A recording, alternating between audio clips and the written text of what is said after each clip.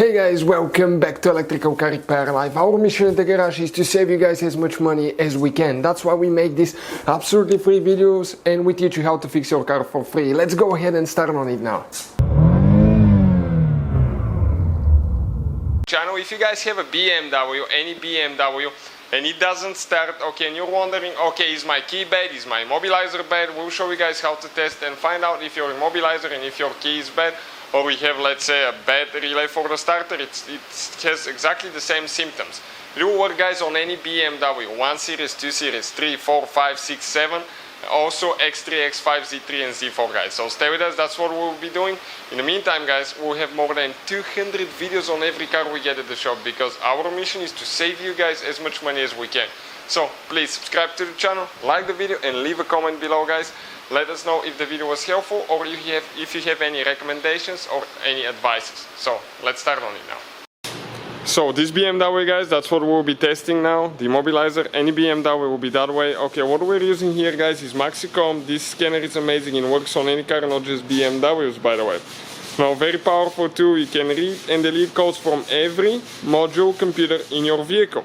You cannot do programming. If you want to do programming, okay, we have that scanner right here, and that one will be listed as well. Check them out, guys. But this one is super little powerful too. And that thing can pay itself off in one-time use instead of going to the dealer. So what we will be doing now, okay, this thing, I'm going to connect it to the OBD port of this BMW. So right here now, okay, we're just going to go underneath, find the OBD connector. Okay, connect it. And we'll go ahead and continue now. So I'm inside the vehicle. Okay, you can hear that beep. It means that it's communicating now with the car. So that's a good sign. And I'll show you right here now. Okay, let me go ahead and turn it on. So let me show you guys how many cars, okay, that little computer supports. Okay, makes and models. Check it out. It's amazing. Okay, you can even work on Bugatti, Lamborghini, Bentleys. This thing is one of the best little scanners, I think, that you can find on the market. It's purchased by us, not a sponsored video, but I'll definitely, guys, recommend it. So now I'll go back, and what I'll do now, okay, we'll turn the key on this BMW, turn the key on, and we'll click VIN detection. It's going to detect the VIN number, decode everything on its own. That way we don't have to manually select our vehicle. Now, sometimes that function may not be covered on your car, so you have to manually select it, but it doesn't take too long. You just have to go ahead and select, like, let's say BMW 2005 year, 3 Series E46, and then you need to select what engine you have, and you will be ready to go. But why to do that when the computer does it for me? So I'll just go ahead and enjoy the lazy moment for a second. Okay, almost there. It says BMW European. Diagnostic program loading. Now, this is the VIN number. We say yes, this is the correct one. It decoded it. Okay, it tells us everything about our vehicle. We confirm yes, and now it's connecting. Now, for BMW, usually it may ask you in a little bit, okay, to turn the ignition off and turn it back on to establish secure communication. Turn the ignition off, wait for about 10 seconds, turn the ignition on again. So that's what we'll be doing. Okay, I'll go ahead, turn it off, turn it back on. And we click OK.